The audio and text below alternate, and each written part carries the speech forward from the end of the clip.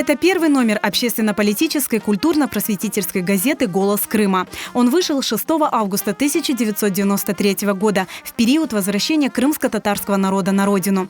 Уже 30 лет «Голос Крыма» является не просто средством информации, а поднимает и поддерживает дух народа, объединяет его в тяжелые времена, пытаясь сохранить крымско-татарскую идентичность и культуру. За годы существования газета собрала большую читательскую аудиторию. «Голос Крыма» Крым саясатыдегі деп бұзыны рухтан қабыл еткен едік. Ve o gazete gerçekten de temel, terin her taraftan hem tarihi, hem medeniyet, hem halkların takdiri, adamlarımızın, alimlerimizin her taraflama açıklayan, bizim problematikanı açıklayan gazete. Allah ona inkişaf yollarında yardımcı olsun. Bu devamlı olacak inşallah. Газета уникальна, потому что она отвечает чаяниям всего народа.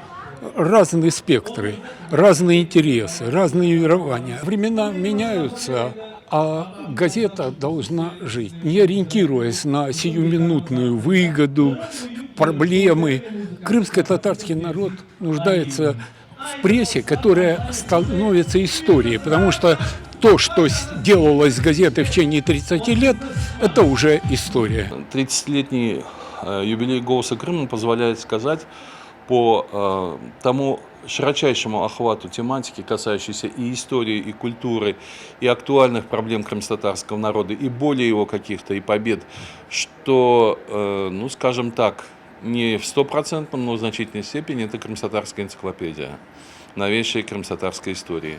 Процесс возвращения и обустройства на родине нашли отражение в газете, которая стала летописью нашего народа. В ней всегда были публицистика, интервью, репортажи, официальные документы, а тираж составлял около 20 тысяч. До 2014 года в редакции газеты трудились 22 человека. Первым главным редактором «Голоса Крыма» был Айдер Эмиров. В 1997 году пост главного редактора занял Эльдар Сейдбекиров. За эти годы печатное издание претерпело много изменений. Издатели пережили немало трудностей, в том числе и финансовые проблемы. Но благодаря энтузиазму 5 сотрудников «Голос Крыма» звучит по сей день. Газета выходила первоначально в 2 недели один раз на 4 полосах, черно-белая, форматом А2. Естественно, в первую очередь это было общественно-политическое издание, поэтому на первой полосе были материалы, касаются политических проблем, обязательно блок новостей. Ну, а дальше уже нарабатывалась и экономика, и культура, там и жизнь диаспоры, как частное издание, начиная с 2015 года. 2014 он был как переходный период, а с 2015 года только за счет исключительно своих подписчиков, естественно, коллектив сократился.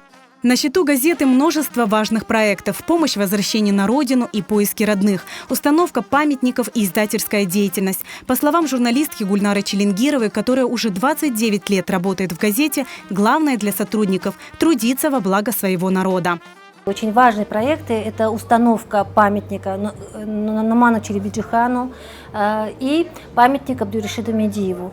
В этих проектах газета «Голос Крыма» принесла огромную информационную поддержку. Она публиковала сбор средств на памятники. И Башташ Сабрие Сиутовой, журналистки, которая положила жизнь и здоровье именно в борьбу за возвращение крымских татар на родину, был установлен памятник здесь, на родине, у нее в Крыму, за счет средств народа. Один из важных проектов – это помощь в выкупе жилья для крымско-татарских семей в Узбекистане, которые хотели бы вернуться, но у них недостаточно было средств купить дом. Были найдены спонсоры из Румынии, которые выделили, наши соотечественники, которые выделили часть средств, на которые были куплены дома в Джанкое и в Нижнегорском районе. И за эти годы видела разные судьбы разных людей.